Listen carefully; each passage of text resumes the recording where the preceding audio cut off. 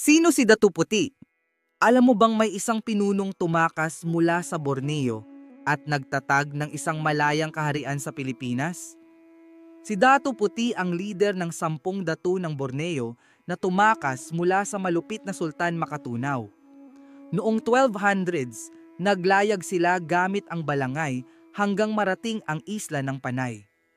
Paano naitatag ang Madyaas? Pagdating nila, nakipagkasundo sila kay Datu Marikudo, ang pinuno ng mga ati. Bilang kapalit ng lupa, ibinigay nila ang gintong salakot at mga alahas sa mga katutubo.